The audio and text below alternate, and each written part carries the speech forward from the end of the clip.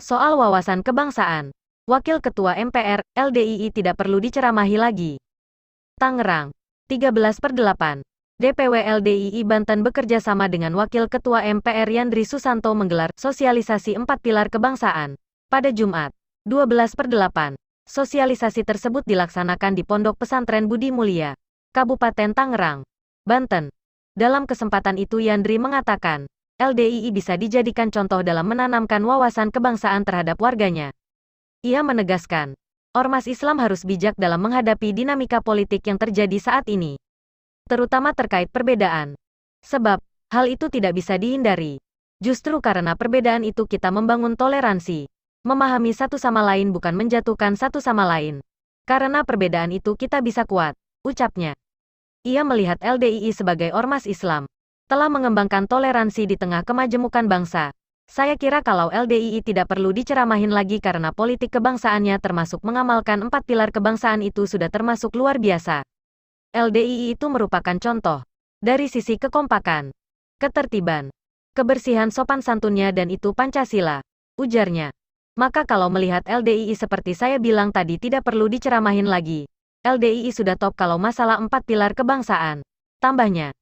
Yandri yang pernah menjabat Ketua Komisi 8 DPR RI itu mengatakan, peran alim ulama, tokoh umat, dan tokoh agama itu sangat dibutuhkan.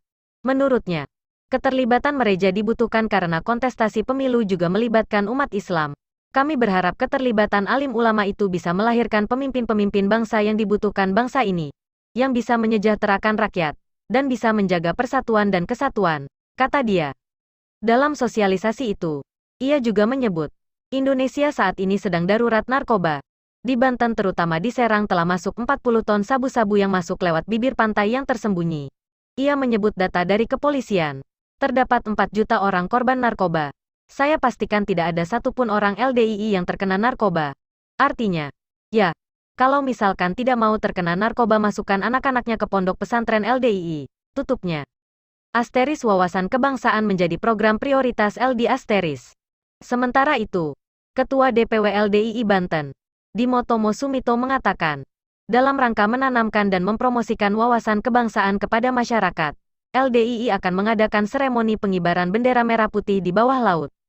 Instruksi dari DPP LDII supaya pada bulan Agustus ini, untuk menyemarakan dan mempromosikan semangat wawasan kebangsaan. Untuk itu, LDII Banten akan mengibarkan bendera di bawah laut, ujarnya. Dalam upaya menanamkan nilai-nilai Pancasila di kalangan warganya, LDII bersinergi dan berkolaborasi dengan stakeholder terkait. Sinergi itu perlu kami galakkan dan tingkatkan dengan stakeholder terkait, karena dengan bersinergi penanaman wawasan kebangsaan bisa berjalan dengan baik. Salah satunya dengan MPR, kata Dimo.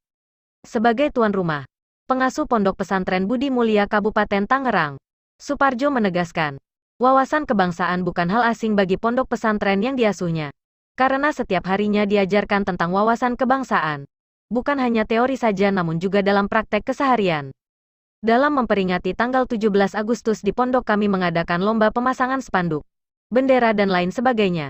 Selain itu juga akan diadakan upacara bendera. Tidak hanya murid-murid sekolah tetapi melibatkan guru-guru, pengurus yayasan dan masyarakat sekitar tujuannya supaya memahami cinta tanah air, tuturnya.